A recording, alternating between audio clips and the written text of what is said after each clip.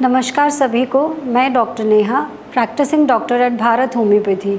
आज की इस वीडियो में हम बात करेंगे कि एक डायलिसिस पेशेंट को किस तरह की डाइट फॉलो करनी चाहिए। अब मैं आपको पहले ये बता दूं कि डायलिसिस क्या होता है। डायलिसिस एक मैकेनिकल प्रोसेस होता है। ये उन पेशेंट्स में किया जाता है जो किडनी फेलियर के स्टेज 5 पर पहुंच जाते हैं, जिनकी किडनी 5% 10% काम कर रही होती है। उन केसेस में डायलिसिस किया जाता है। डायलिसिस में एक मशीन के द्वारा आपकी बॉडी में बिल्टअप टॉक्सिन को हटा दिया जाता है, रिमूव कर दिया जाता है। जो लोग डायलिसिस पे जाते हैं उनका एक स्केड्यूल होता है कि हफ्ते में 1 बार, हफ्ते में 2 बार या हफ्ते में 3 बार वो लोग रेगुलर डायलिसिस पे जाते हैं। अब डायलिसिस के पेशेंट जब डायलिसिस पे जाते हैं तो जब उनका टॉक्सिन्स रिमूव होता है तो डायलाइज़र के थ्रू कुछ अच्छी चीज़ें भी बॉडी से निकल के बाहर आ जाती हैं, और इसीलिए एक डाइट जो नॉर्मल सीकेडी के केस की है और एक ऐसा पेशेंट जो डायलिसिस पे है उसकी थोड़ी डिफरेंट डाइट होती है। तो आइए आज इस वीडियो में हम इसी बारे में बात करेंगे कि एक डायलिसिस पेशेंट को किस तरीके की डाइट को फॉलो करना चाहिए। सबसे पहले इम्पॉर्टेंट पॉइंट के बारे में हम बात करेंगे प्रोटीन सोर्स के बारे में। एक डायलिसिस के पेशेंट के लिए रेकमेंडेड प्रोटीन अमाउंट कितना होता है? 1.2 to 1.5 ग्राम पर केजी पर डे। एक दिन में उसको इतना प्रोटीन लेना होता है। अब इस प्रोटीन के सोर्सेज को वेजिटेरियन सोर्सेज अलग हैं, और अगर लोग नॉनवेज पसंद करते हैं तो उनके लिए सोर्सेज थोड़े डिफरेंट हो जाते हैं। अगर वेजिटेरियन हैं आप तो आप दालें खा सकते हैं, सोयाबीन से उस प्रोटीन की मात्रा को पूरा किया जा सकता है, पनीर से आप ले सकते हैं। ये ध्यान रखना है कि जितना आपको रेकमेंड किया जाता है उतना ही प्रोटीन को लेना है, ना उससे ज़्यादा नहीं लेना है। अगर नॉन वेजिटेरियन है तो आप एग सोर्सेज ले सकते हैं, 2 to 4 एग वाइट्स आप ले सकते हो। और कभी कभार क्या होता है, नेफ्रोलॉजिस्ट आपको पैकेटेड प्रोटीन पाउडर भी रेकमेंड कर सकते हैं, पर मैं आपको पर्सनली एडवाइस करूँगी कि जो नेचुरल सोर्सेज है उनको ज़्यादा फॉलो करिए तो अच्छा रहेगा। सेकेंड इम्पॉर्टेंट चीज़ के बारे में हम बात करेंगे, वो है आपका पोटाशियम। पोटाशियम की मात्रा कम ही रखनी है। देखिए डायलिसिस के दौरान क्या होता है, अगर आप डायलिसिस पे जाते हैं तो आज अगर आपका डायलिसिस हुआ तो डायलिसिस के बाद आपकी पोटाशियम की वैल्यू नॉर्मल आ जाती है, लेकिन जब तक आपका नेक्स्ट डायलिसिस का नंबर है तब तक आपको ये ध्यान रखना है कि इन 2-3 दिन में पोटाशियम की मात्रा बहुत ज़्यादा नहीं बढ़नी चाहिए। अगर बढ़ेगी तो वो एक इमरजेंसी सिचुएशन हो सकती है।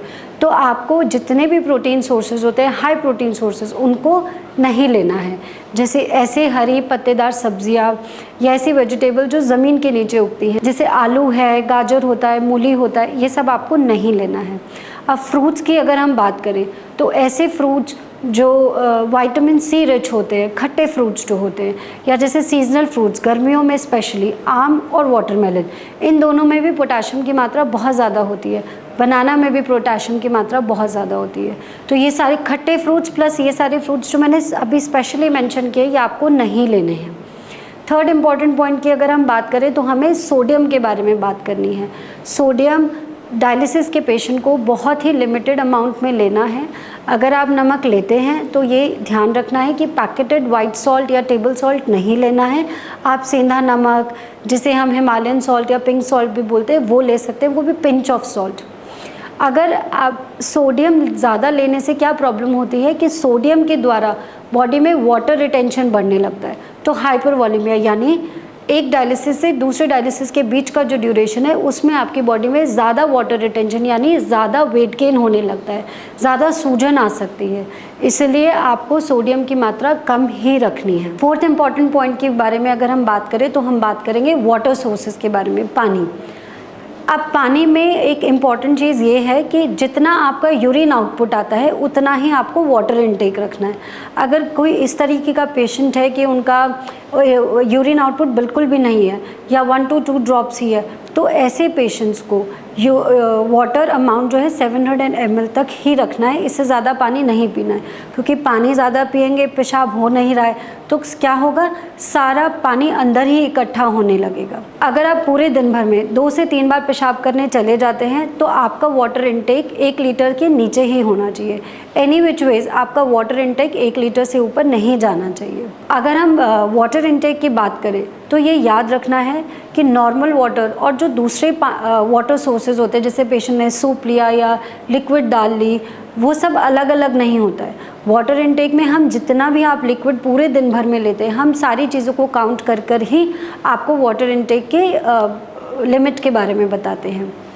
ये वीडियो देखने के बाद फिर भी आपको कोई कन्फ्यूजन है, कोई क्वेरी है कि आपको डाइट कैसी फॉलो करनी चाहिए, या आपके लोकल एरिया में कोई फ्रूट है, वेजिटेबल है जिनके बारे में आपको जानकारी नहीं है और आप स्पेशली डॉक्टर से पूछना चाहते हैं, तो आप भारत होम्योपैथी की टीम से कॉन्टैक्ट कर सकते हैं and we will be there to help you.